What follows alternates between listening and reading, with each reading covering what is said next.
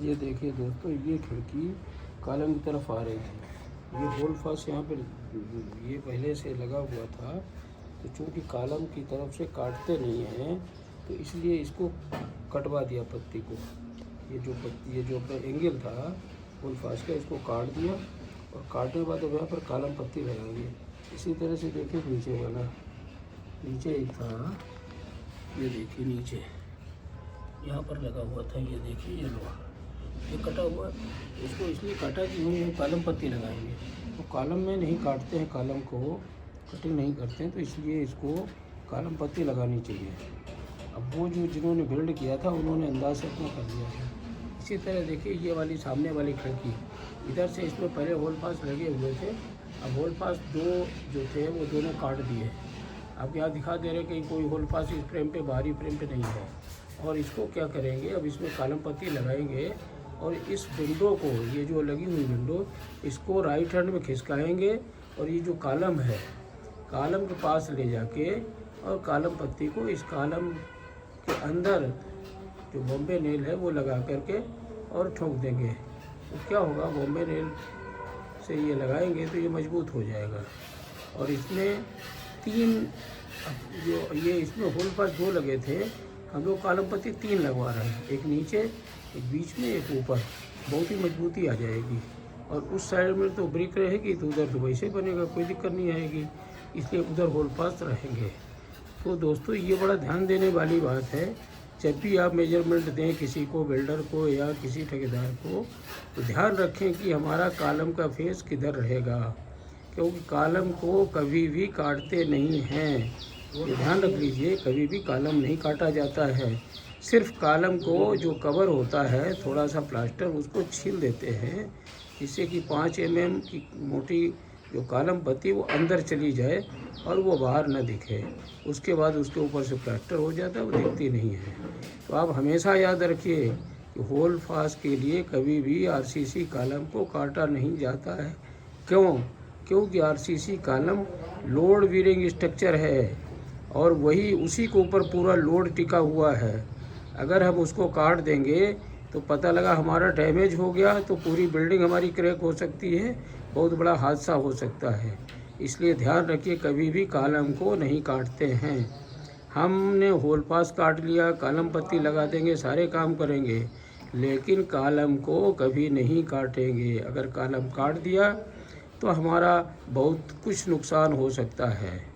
अगर बीम वगैरह मजबूत है तो हो सकता ना हो, लेकिन संभावना बढ़ जाती है। इसलिए कभी भी खिड़की या हमारा डोर फ्रेम है उसको कॉलम के साथ जब भी लगाएं तो कॉलम को कभी मत काटिए, वहाँ पर कॉलम पत्ती लगाइए।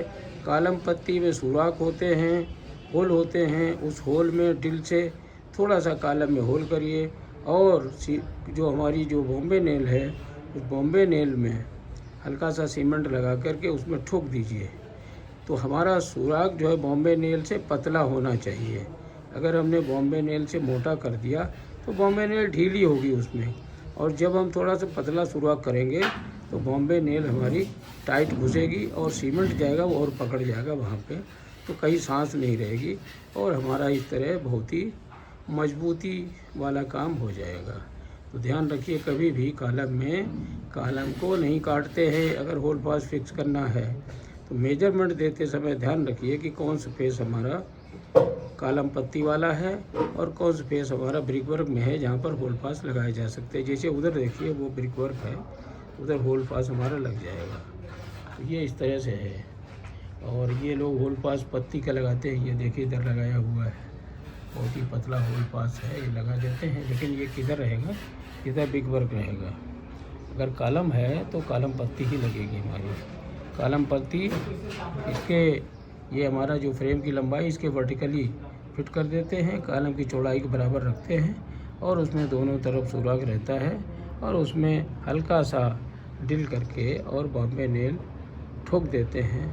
बहुत ही मजबूती आ जाती है। बॉम्बे नेल हम ठोकते हैं तो टनों लोड लेती है, बहुत मजबूत होती है। इस तरह से हमारी खिड़की का जो फिक्सिंग का सिस्टम है वो बड़ी अच्छी तरह से मजबूत हो जाता है।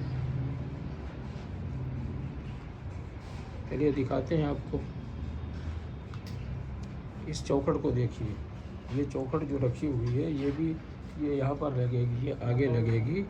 तो अब इसमें क्या है, ये फेस जो था ये कॉलम की तरफ है, ये कॉलम इधर है उधर था, तो इसमें इसीलिए इसको काट दिया है। इधर कॉलम पत्ती भी लग जाएगी और कॉलम पत्ती लगने के बाद में ये आराम से कॉलम की तरफ जाम हो जाएगी।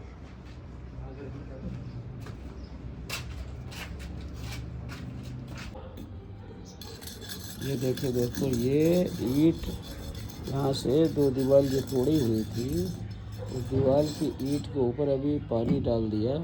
पानी डालने से क्या हुआ, अब देखिए इसकी सफाई कर रहे हैं, सफाई कर रहे हैं। ये ईंट अभी काम में आ जाएगी दोबारा। और ये जो यूपी की ईंट है ये भी टूटी भी नहीं बिल्कुल है, ज़्यादातर समूची ही निकल आई है। अब इसको साफ़ करके तो दोबारा चलाने काम आ जाएगी। तो और यहाँ की ईंट होती एमपी की ईंट जो है इतनी अच्छी नहीं है। यूपी की ईंट जो है बहुत अच्छी है, और ख़ासकर कानपुर की ब्रिक और अच्छी है। दोमट मिट्टी से बनाते हैं वो, तो बहुत अच्छी बनती है।